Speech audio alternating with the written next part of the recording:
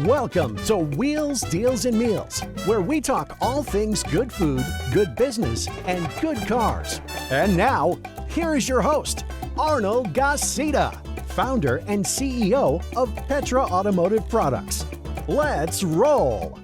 I'm excited about this show. We have a good friend of mine, Al Deshon, the owner of Churrascos. We're going to hear his story. This is a favorite restaurant around Houston. Anybody that comes to Houston, or we're going to talk more about it, but this is a go-to place in Houston. Al, thanks for being on the show. Thanks for having me. Appreciate it. All right, we're going to start with the easy questions. Yes. What is your favorite car? Now, your favorite car can be a car you already bought, like the dream car you wanted. It's in your garage. You got it. What is that car? Right. Or a car you haven't bought yet. What is the Al dream car? Man, this is a simple question because I really have never dreamt about a specific car. But lately, what they've done with the Broncos, man, I've got to have a souped-up Bronco at some point. Okay, I know a guy. Yeah, and whether my wife drives it or I drive it or my kids drive it, I just want one of those in my house. The new Broncos are beautiful. You're talking about the big one, not the little one, right? Yeah, the big one, but the one that you could... all decked out. All Yeah. tailor-made for you. Awesome colors. That would be something to have. Okay, Yeah. okay. All right, so give me two. Of all the places you've traveled to, what's your favorite? And of all the places you haven't gone to, what's on your wish list? Right. Well, I've never been abroad, so I've traveled to all through North America and Central America. Oh, you've never been abroad? No. I find that shocking. Yeah. I've actually lived in 5 countries, but I've never traveled abroad. No kidding. Yeah. But my favorite place, honestly, if I was being really honest, taking out the nostalgia of coming to a place for the first time with preconceived notions, Miami, Florida. Really? Favorite place. Yeah, favorite place. And I used to live. But that's a party town. Well, it's not. For me, it's about the food.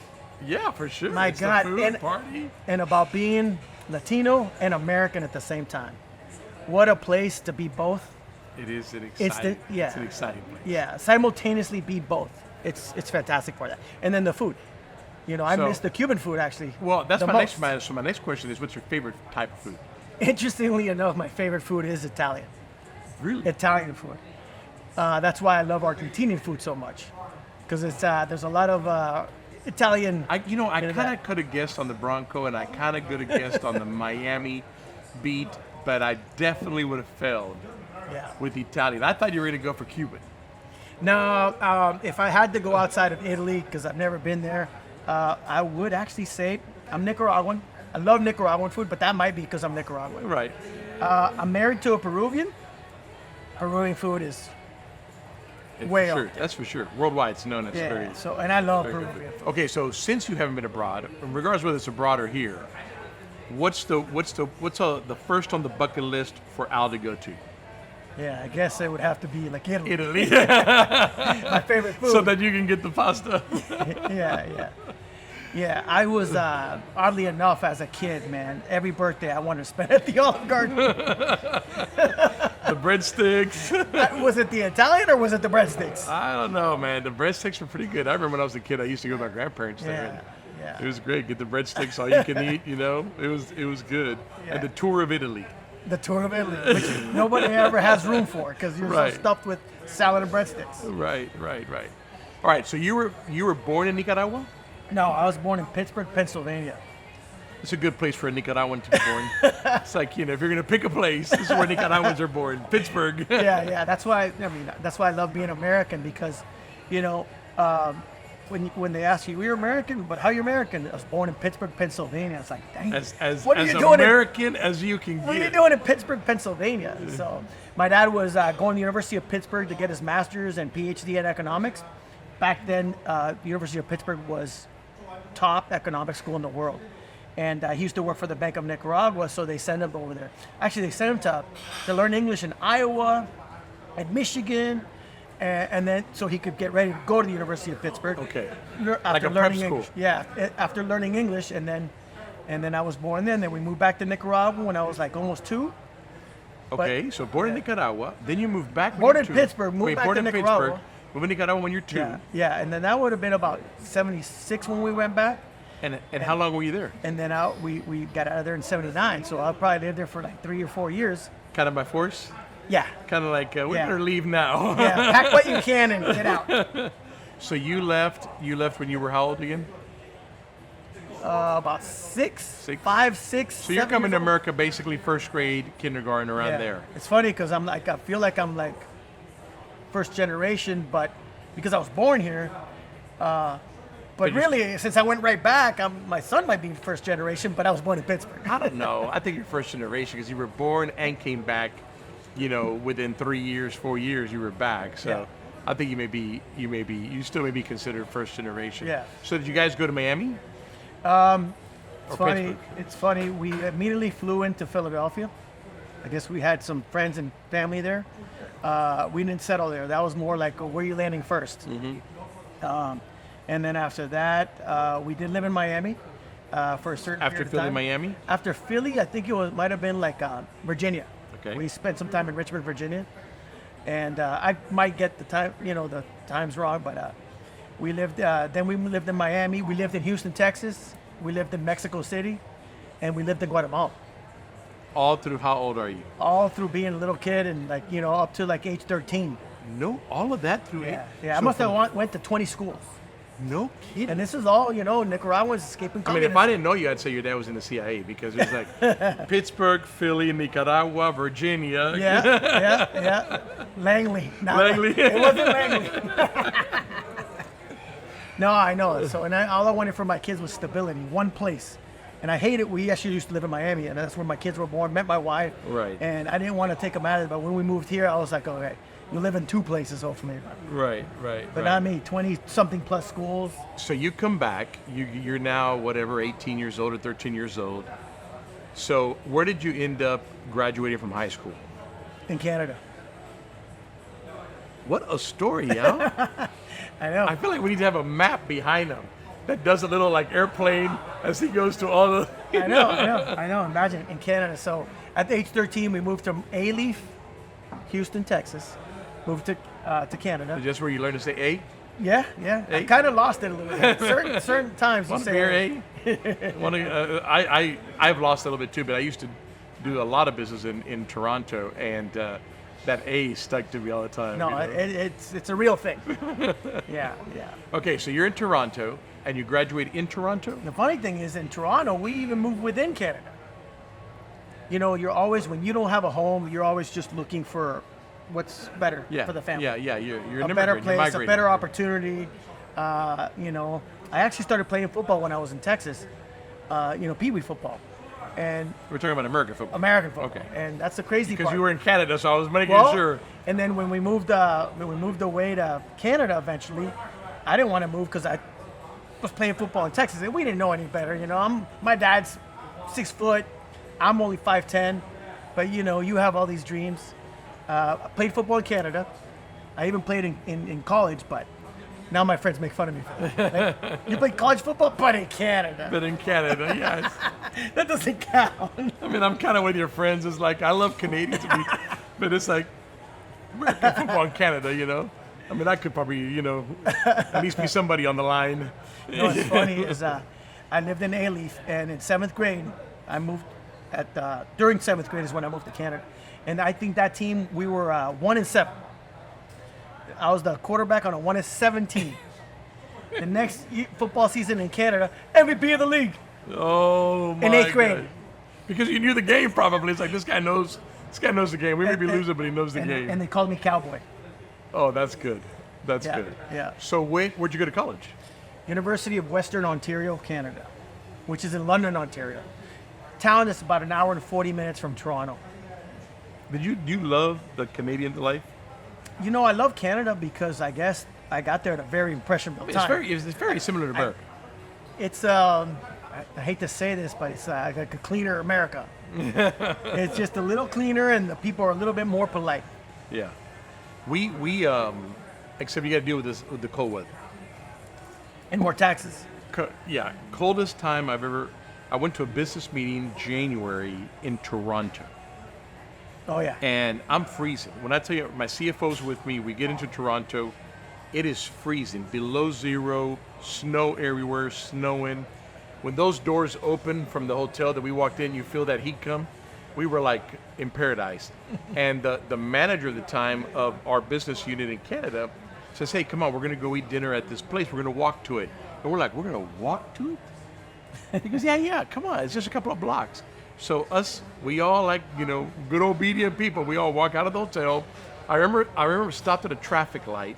Wind is blowing, it's snowing, and I literally think I froze. When the green came on, it wasn't like you just moved. It was like you kind of really had to, okay, let me move to get in. That's one of the coldest I've ever been. January in Canada, the wind cuts you. It's like it's just cutting you. It's crazy. It's incredibly cold. So what did you study? Since I played football, I wasn't that into what my career will be and what I ended up studying political science, which was a choice made after my first year of college because I've got an A in that class. I can figure this one out. So I ended up studying political science. Okay. Yeah. When do you come to America? Well, after graduation, my parents actually moved back to Nicaragua when I was in high school. So my last couple of years of high school, I lived alone. I had my own apartment. My head football coach had an apartment building, and he gave me a one-bedroom apartment in his basement of one of his buildings. He was supposed to keep an eye on me. I don't remember once him coming by, but he convinced my parents to leave me there. Yeah. And so I lived 2 years by myself in Canada, went to university, would travel to Nicaragua in the summers and Christmas time to see my family. After that, I was just in Canada alone. And then once it was time for graduation, my choices were like find a job in Canada, go work for my dad in Nicaragua, or move to Miami because I had a lot of family there. And I chose move to Miami. But I had met my wife on spring spring break. In Miami. In Miami. That's really the reason. She worked for my uncle. Now we're talking about the real reason. Yeah. I mean, I know Miami's good and everything, but now I get the whole. Yeah. She calls me one day after spring break with my cousins on the phone. And she made a joke. She said, hey, you want to move to Miami and be my boyfriend? And I was like, sure. Stay in Canada, move to Nicaragua, be her boyfriend in Miami. I'm like, that's exactly what I'm doing. It's like girlfriend, palm trees, beach. Okay. And I moved to Miami. And no kidding. Yeah, we've been together since 1997. It'd be great if I had his wife here to just kind of get this other version. That's the fact. 27 years of marriage. Actually, yesterday was our anniversary. Well, congratulations. Happy anniversary. How many kids? 2 boys. Okay, so you moved to Miami, chasing your future wife. Yeah. Who told you to come to Miami if you wanted to have any relationship with her? She said she was joking, but yeah, right. It wasn't easy. So you go to Miami and then what? Then, like I said, it wasn't easy. We actually got married like 6 months after that. We eloped. Las Vegas? No, we eloped locally. I asked her to marry me at a halftime of Dolphins-Bears game. You throw curveballs at every question I give you. It's like there is no pattern to answer. There is no pattern to your madness. I know. All right, so you get married, you elope in Miami. Yeah. Now you're married. No, I'm married. How do you get into the restaurant business? Well, I ended up in Miami getting a bank job and working there for 10 years. I liked it. We were happy. Everything was fine. My family living in Nicaragua, my dad was doing a lot better. And one of these days, he kind of came by and said, wouldn't it be nice for you not to work for somebody else, kind of work for yourself? I'm like, yeah, but I can't open a bank. That's what I do. So he said, well, let's look for something to do. Let's look for a business. But he had one caveat. He's like, but I don't like Miami. Oddly enough, his only real beef with Miami is the glare. Too sunny. Yeah. And I'm like, but since we moved around so much, he's like, I have really fond times and memories of Houston, Texas. So we all came over here for one summer. We rented a 16-passenger van. My brother's family, my mom, my aunt, we all came over to Houston. And like a good Latino vacation. We came, spent a week in Houston to see if we liked it. And I promise you, if we were here 7 days, 6 days, we're not moving here. This is including your wife, right? This is everybody. Like, we're never going to move here. And, oh, look at this. These are some Gulf crab cakes with the jalapeno remoulade. It's one of our appetizers. This is the best part of doing these shows is the food, right? And then they wonder why I don't lose weight. All right, so then, okay, so you come here, 90% of the time you're like, we're not moving to Houston. We're not moving here. Then what happens? And then my cousins had like a nursery in Richmond. And they're like, let's go see their nursery, you know, like that's their business. Let's go check it out. And then while we're there across the street, there's like all these model homes. And we had little kids at this time, really little. And they're all with us. So we went to this model home. And currently my brother and I were both looking for new places in Miami. So when we get into this model home, the kids start running up and down the 3 floors. And, you know, we're talking about Miami prices, Miami square footage compared to Texas square footage. And this house was almost 5,000 square foot as it was. And we were living in like 1,300 square feet in Miami and trying to upgrade to like 2,000 square feet. This house was 5,000 square feet. So we're like, all right, it might be Texas prices, but we still can't afford this. When we got the price on that thing, my brothers signed with it immediately. And then my kids were like looking at me like, what about us? And I'm like, so we did it. We took the plunge. No jobs, no investments. We're like, let's just move. And you guys bought, I imagine, the house next to each other. Yeah, my house is here and his is across the street, 2 doors down. Yeah. And we now live there for 13 years. Still the same house. Yeah.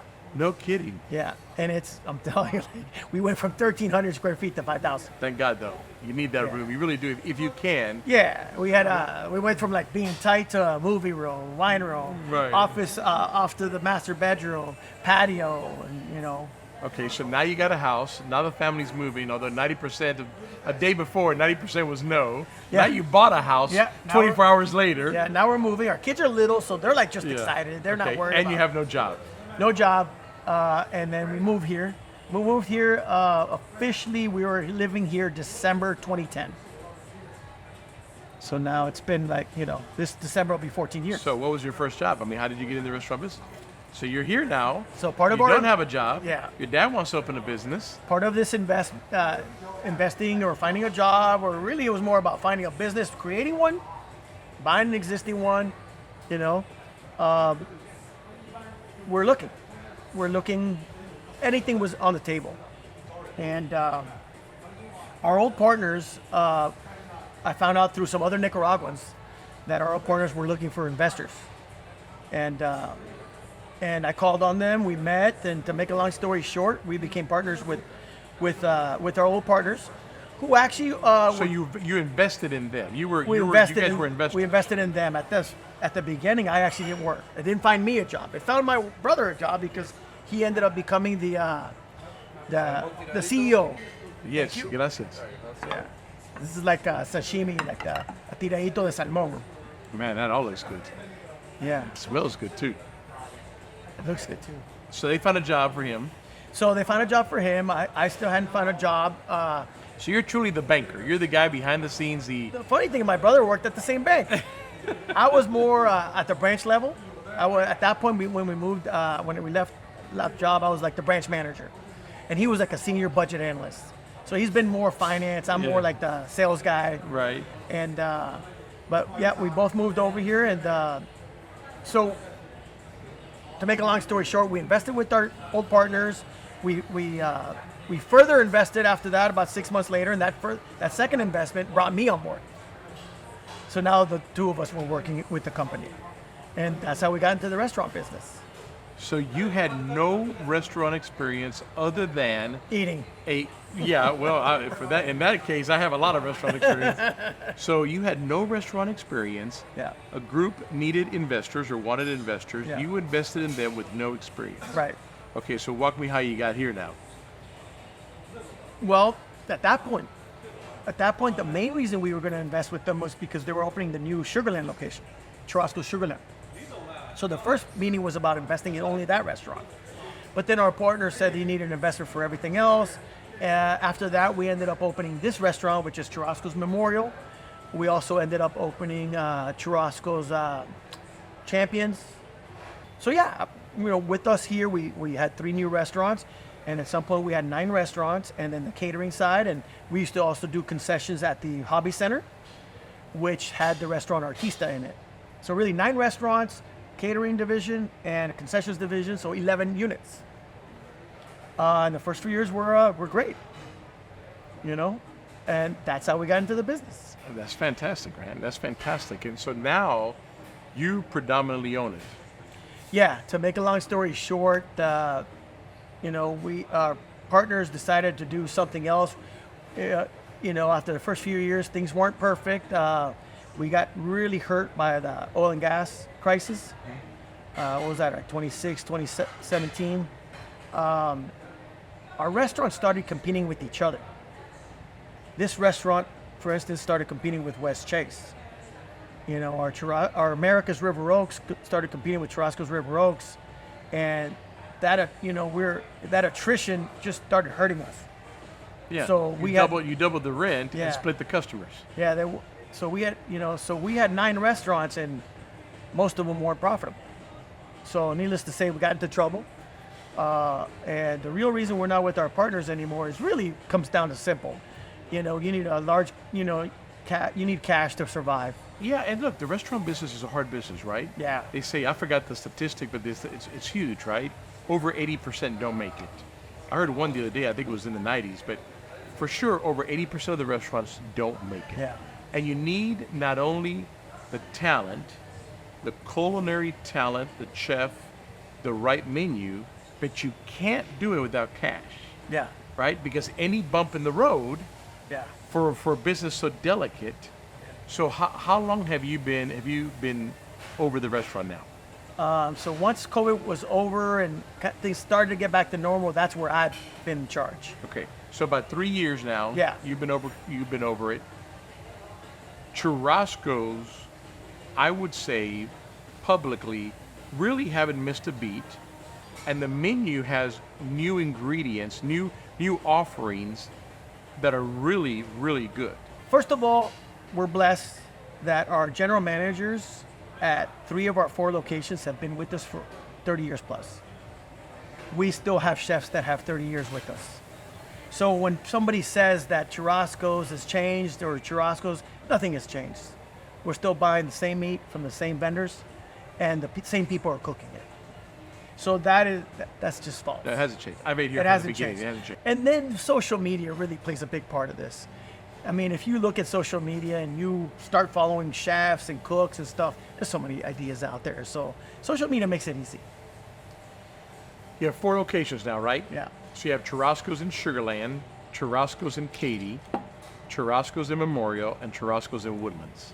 Am I right? Yeah. No Katy. No, Katy? Yeah, we're Woodlands, River Oaks, Memorial, and Sugarland. Okay.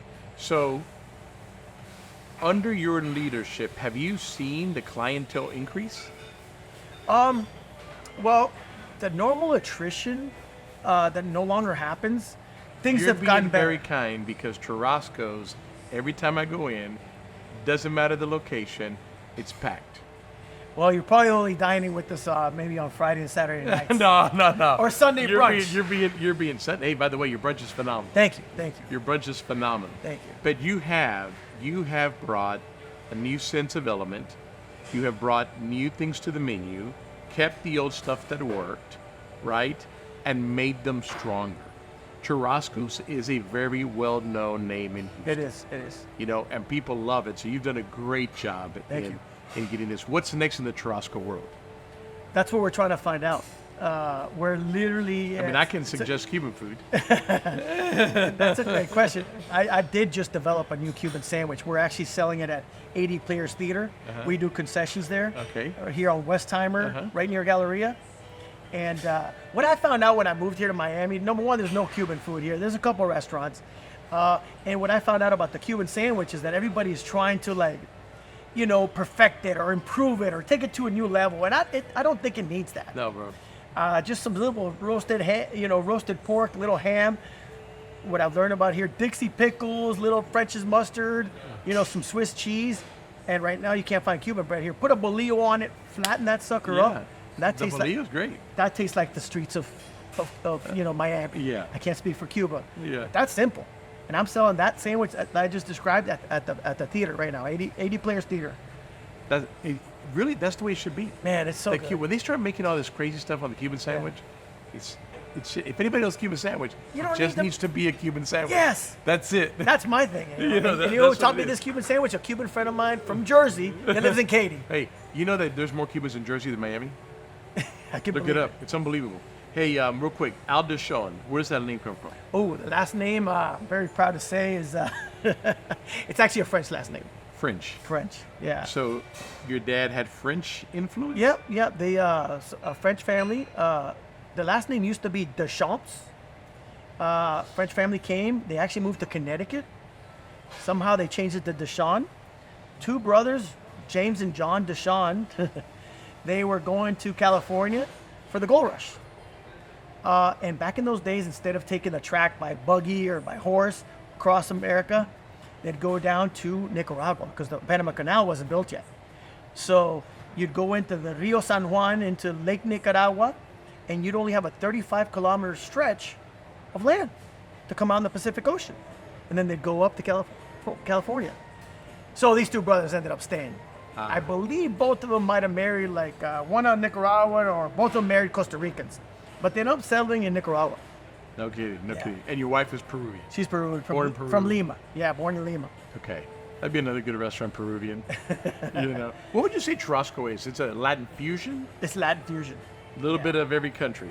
Yeah, I think it was originally born in 1988 from a concept similar to a place in Managua, Nicaragua called Los Ranchos, where you want to focus on the churrasco. Thank you. And the churrasco basically is the way you cut a tenderloin. You know, you grab a whole tenderloin, you cut it into little cubes. Right. A baseball cut really is like a filet mignon. But we in Latin countries, Nicaragua, we take a knife to it, we open it up, we round it out, we make it skinnier. Some people always say here it looks like a skirt steak, but it's a little thicker. But no, you're eating filet mignon when you eat churrascos around here. And I just found that out. I didn't know that. Yeah. So you come here to eat churrascos, you're eating filet mignon. We're just cutting it into a churrasco, which is the name of the cut. That's why we can't trademark it, because it's like saying New York strip, ribeye. Right. Yeah, porterhouse. A churrasco is the way the meat is cut. And this baseball cut of a tenderloin gets cut into a churrasco. Wow. And that's why it's so tender. You can eat it with a fork. All right, brother, let's try some of this food. Okay. How often do we get to eat with the owner of Churrasco at Churrasco?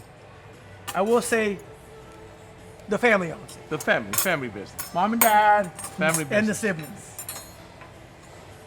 All right, where do we start? Well, let's start with what they brought first. This is our Gulf crab cake with the jalapeno remoulade. This is a recipe that throughout the years was not on the menu, and we brought this over from our catering department.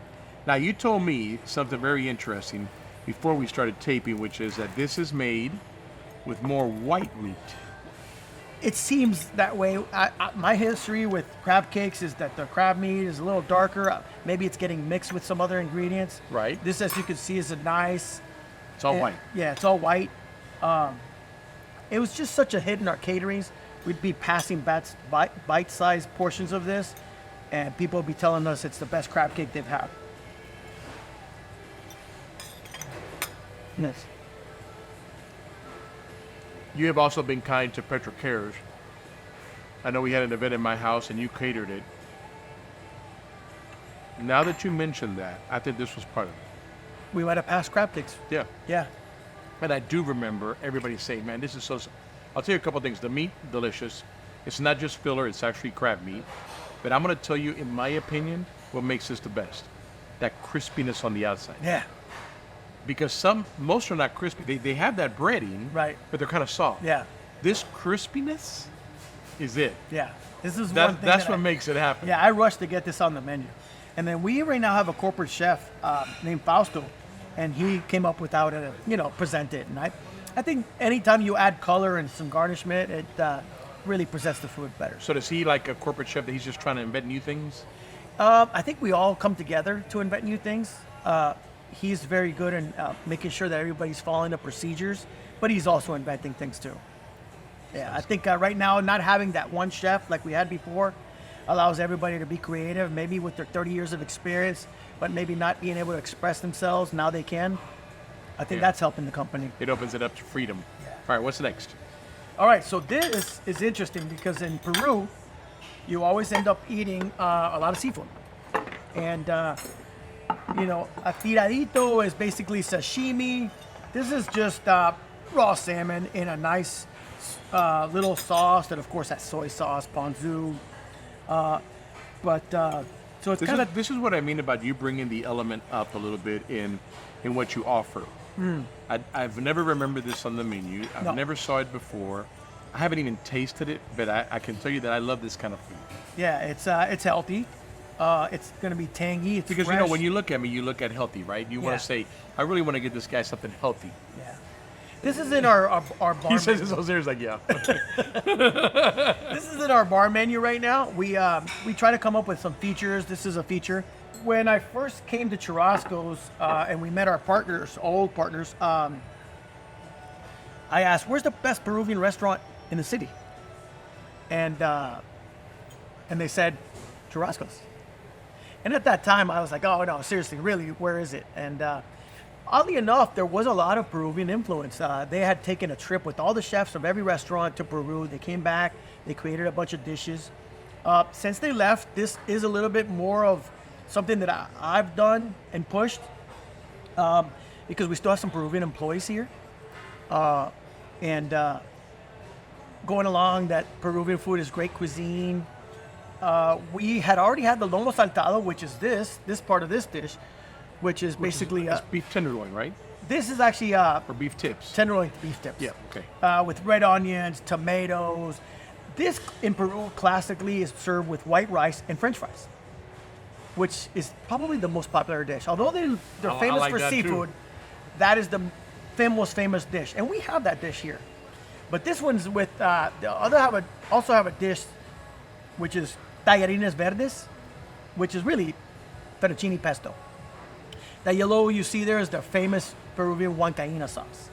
It's just a little bit of it at the bottom, and you got some fettuccine What is up top. do you know what it's made of? Yeah, it's got ají amarillo, which is a orange pepper. They call it like yellow pepper, but it's really orange. Queso fresco, evaporated milk, and some spices. Yeah, and that's what that sauce. That sauce is really mainly eaten in Peru on potatoes. But then when it spills over into the white rice, it's delicious. And they also sometimes put it with the pasta. Little Parmesan cheese on top. So this together is just... And the pasta is what? Made of what? This is just fettuccine with pesto. Yeah, Pesto fettuccine. pesto fettuccine with that beef. So yeah, this dish All right, brother, let's try it. is phenomenal. It looks beautiful. You know what I love about this is we were talking, about what we're going to serve is with the exception of the crab cakes, everything else is something new that I've never tried here. Yeah. And this pasta is I made it at home the other day to some friends that are from Mexico, and I followed our recipe, and they were like, That's what happens when you They're like, own "That's the best." Churrascos. You're like, yeah, I just made this at home the other day. It was, with you our know, own recipe. But they're like, that's the best pasta I've ever had. They were being kind. I still got to get you over to try the lechon. Yeah. Yeah. But you do a little lechon on, In our brunch. yeah. Yeah, but there's nothing like a caja china. That's what I miss about Miami too. Every birthday, every holiday. Brother. Was that the pasta or the beef? No, the pasta. Right? That's unbelievable, and I bet you people don't even know. And this dish, people don't even know. But this is a dish that And that's a great lunch dish. yeah. This is a dish that I believe you're coming back to have. Wow. That is good. Wait till you guys taste this. If there's any left over. You got meat. I know. Oh, so speaking of these, so we ended up hiring just to help us create some dishes, to help us create, not hired them as a full-time employee, just to come in. And we had a lady who graduated from Peru, from the Cordon Bleu in Lima. She came and we're like, all right, we want you to improve our ceviche, make it a little bit more Peruvian, but improve the taste, improve our Lomo Saltado, which is the meat and the vegetables here, and then create maybe another plate. I said, if you can, pesto fettuccine. So she helped us. She helped us create this. So, Al, I'm gonna tell you right now. After the churrasco steak, of everything I've ate here, and you got great food, this is gonna be my second take. That pasta is delicious by itself, and this meat, the taste, oh, I know. the juices in it. Yeah. Yeah, and you can have this with white rice and French fries. I don't know. I mean, when you first started talking about it, I'm like, yeah, that's me. White rice, French fries, plátano maduro, Yep. right?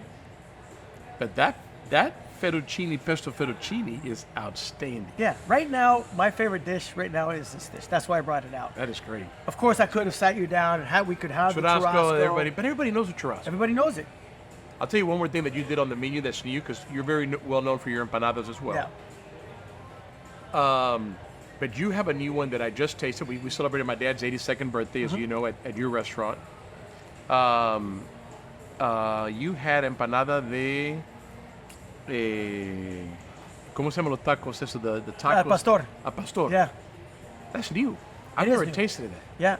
It is. And so to me now, that's the best empanada you got. Really, I'm glad you liked it. Yeah, because they had the pork and the pineapple Yeah. in a empanada. Yeah. So you always think of the typical beef empanadas or whatever.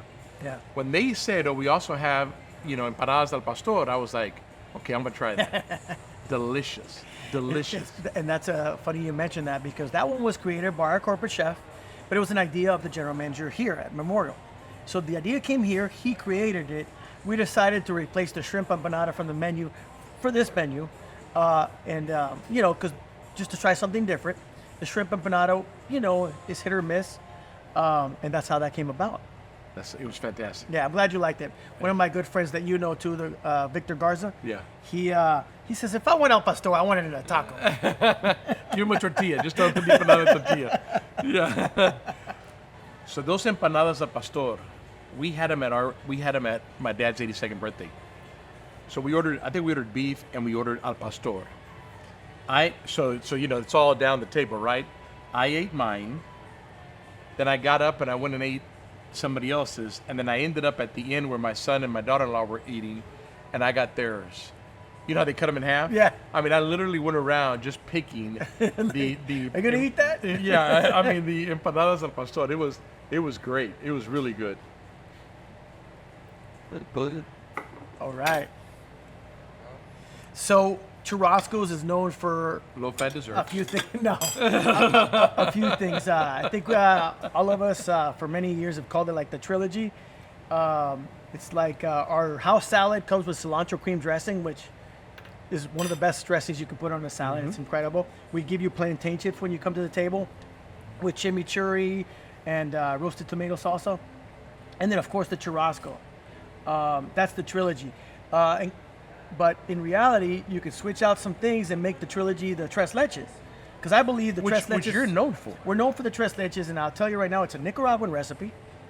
Back in the day, this is a rumor or not, or it's true or not, but back in the days when Roberto Clemente died bringing supplies to Nicaragua after the earthquake, they used to bring, the U.S. used to send a lot of canned goods. And Hershey's would send a lot of condensed milk. And there was a recipe on the can for tres leches, which they didn't call it. I don't know what they called it. And that recipe was what they would follow over there, and they turned it into our tres leches. So we have a Nicaraguan tres leches. I don't think you can improve this recipe. You can. No, you can and equal it's like the Cuban sandwich, right? If you try to do a lot of crazy stuff, then it's not. It's as good as it gets. It can be duplicated, never surpassed. Yeah. With that being said, that's for tres leches. But if there's one dessert on our menu that will give the tres leches a run for the money, it's this one. This is a tequila bread pudding with cinnamon ice cream. Yeah. Going to Churrascos for years, right? Tres leches, we always get it. And the little cookies with the alfajores. Dulce de leche. Yeah. Very Argentinian. Very Delicious, South American. Right? Yeah. Like I'll get a dozen and eat it myself, you know? I mean, those things are a go-to all the time. Just melt your house and dissolve. That's it. Delicious. I don't think I've ever had it. Wow. See? This tequila bread pudding with cinnamon ice cream. Yeah. For me, you had me at cinnamon ice cream, but... Where's your spoon? Oh, no, here's your spoon. No, don't give me none of that. I was trying to get... No. trying to not indulge, but